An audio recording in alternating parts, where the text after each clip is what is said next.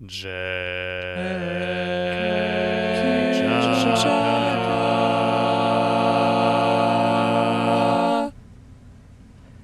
welcome back to Ace Ideas. It's JAKQ again. I know I'm recording this on a Tuesday night, and this isn't gonna necessarily be going up on a Friday, but I just wanted to just make a video because I haven't in a long time, and just wanted to keep the channel alive and keep y'all interested, because that's really why I'm here and why we're here, is to get to put Ace Ideas into everyone's heads. That came out so wrong.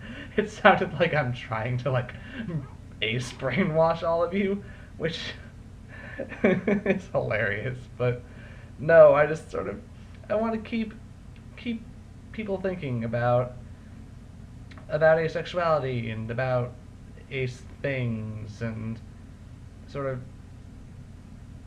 you know what I mean. I'm just being silly.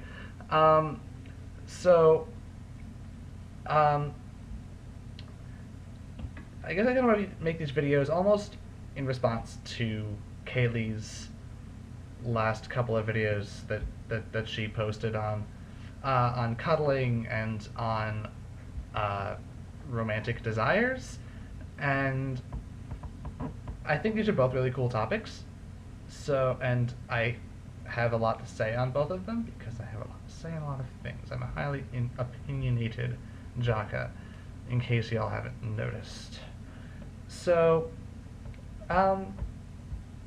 start with cuddling and go into the whole romantic desires thing. There's sort of intertwined, so I'm not going to really forget that.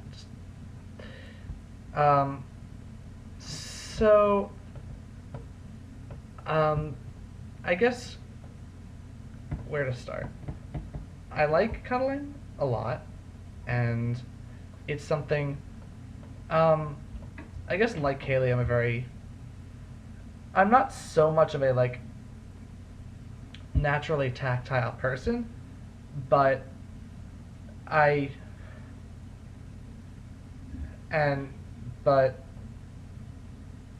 do enjoy physical contact with people, and I don't really have any arbitrary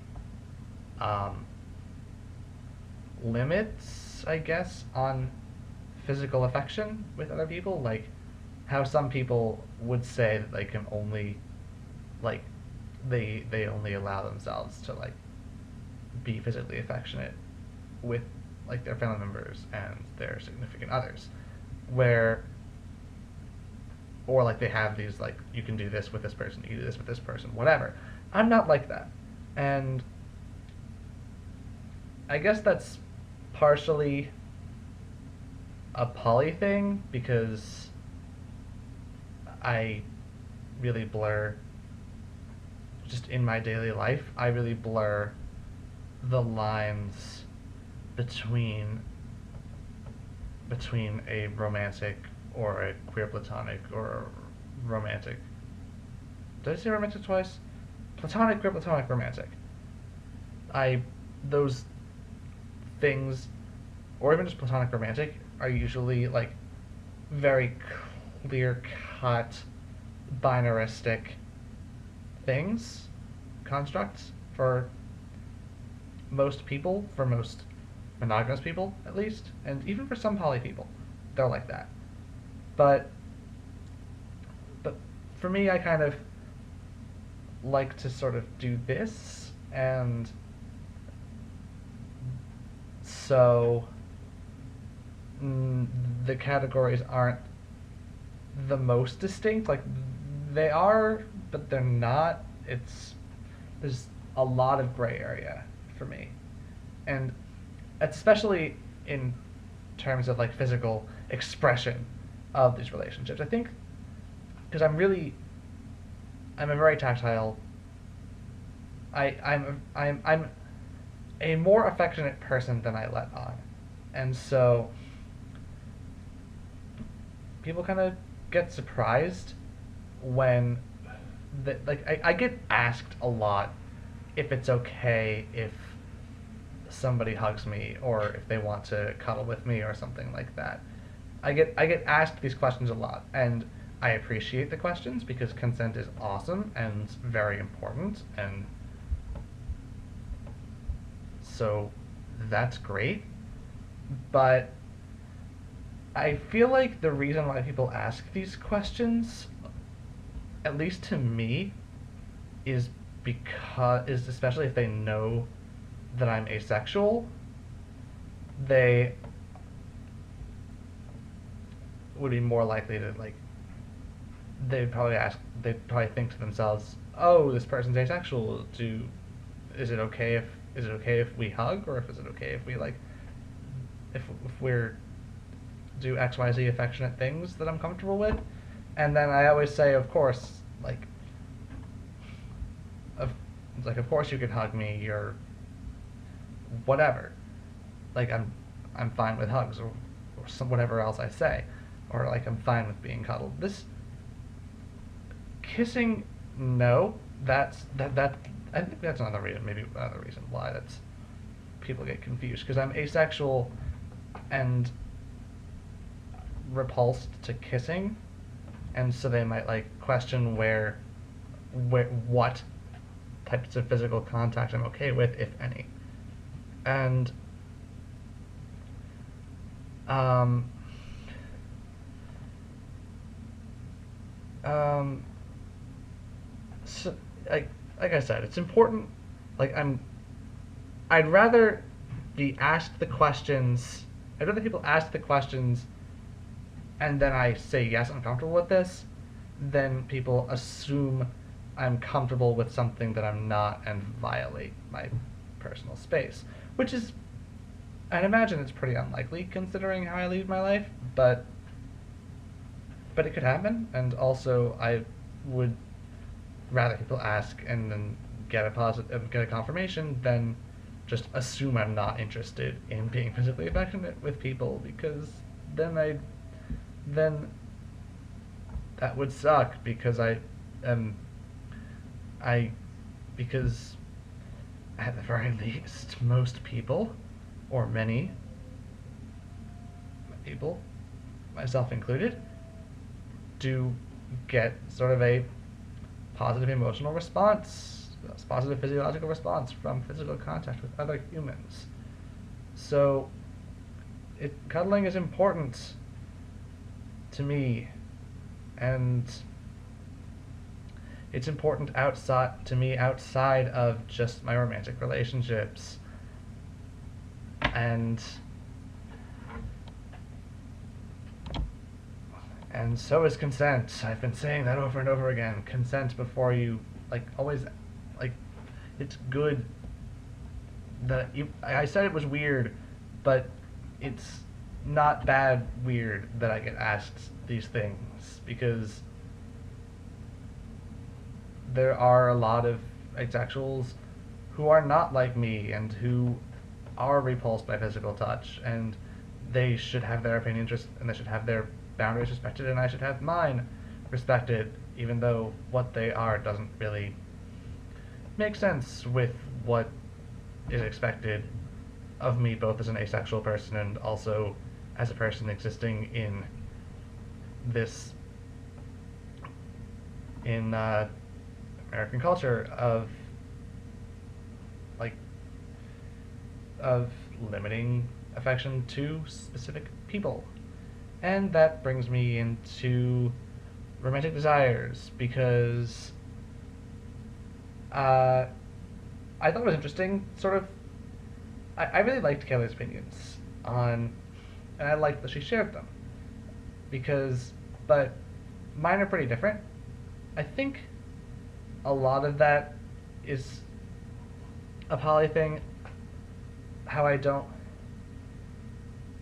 I think we as a culture put too much emphasis on things like love at first sight and on marriage, and I think that um, and on like, and it can lead to a lot of problems, like, um, statistically, couples who marry younger in their life, in couples who get married younger are significantly more likely to get divorced, which doesn't necessarily mean that it's a bad thing to get married young. I mean, my parents got married pretty young. My mom was, I think, 24, and my dad was 27, so they were on the younger side when they got married.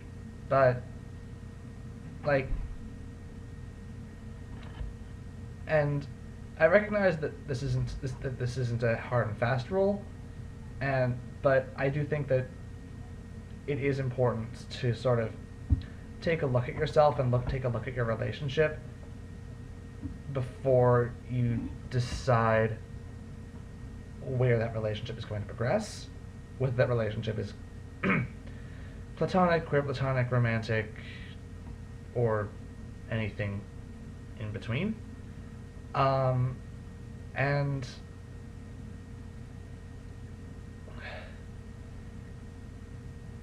while I don't personally believe in love at first sight, I definitely believe that there's some semblance of attraction at first sight. Like, I've experienced attraction on sight, aesthetically or even romantically, but a lot of that is based sort of on people's presentation and whether or not I think that I could be compatible with them in a romantic or a platonic sense. And I very strongly believe in love at first conversation. I think that if the conversation, even if it's the first time you meet somebody, if a conversation goes on long enough, or if you like talk about the right things, I do think it's possible to fall in love with them in a romantic sense, or to develop a love for them in a non-romantic sense. So that I definitely believe in. But I do think that we as a culture put a little bit too much emphasis on love at first sight in an unhealthy way, where, like, to quote Elvis Presley, wise men say only fools rush in. So I so I don't condone rushing headfirst into a relationship or a courtship or something, but, like, of course, everyone's free not to take my advice as gospel because I'm a flawed human, and sometimes, and, like, I have experiences that maybe other people don't, and for other people it might work better to other people might handle whirlwind courtships better than others, and just because something happens quickly doesn't necessarily mean that it's going to be fleeting. So I could be wrong, but this is sort of my experiences. I am a proponent. I definitely believe in love at first conversation, and I think that we put too much emphasis on, like, falling in love at first sight, and, like, finding, and, like, how the finding the if you like do if you're in the right place at the right time, the one will just fall into your lap, and then you'll be married and live happily ever after, which is something I also don't really believe in, because the institution of marriage is something I could go into a very, very long rant about. That could be a topic for another time if we want to. But to make a long story short, because this video is already almost 14 minutes, I think that the institution of marriage across the world is very flawed, and that does not just that like and the while the inclusion of monogamous same-sex couples in the institution of marriage is a step in a direction. It's a step in a positive direction. It's not necessarily it's not going to fix the problems that I personally have with it, which largely come from a polyamorous perspective and from an asexual perspective, and just from a perspective of like, and just even from my own unique JAKQ's perspective.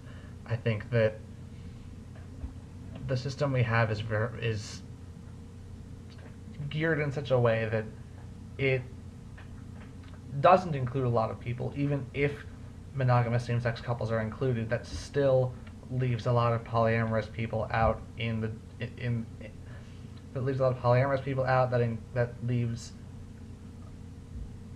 a lot of other groups of people, just a lot of people out. And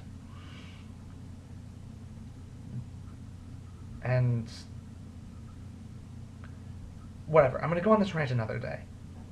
It's decided I'm going to, at some point in the future, post an 8 Ideas video on marriage, because I can talk about it for 16 minutes in itself, and this video has already gone on long enough. So I'm going to leave it here. That was my video for the time period, because we're not really operating on a schedule anymore. But I just wanted to make a video to update you on sort of just making sure that you know that I'm still here. So that's it.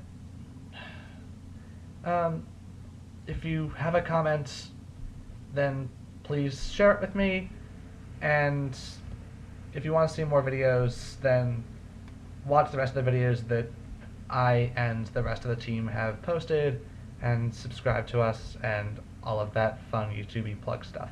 So that's it. See you eventually. Bye.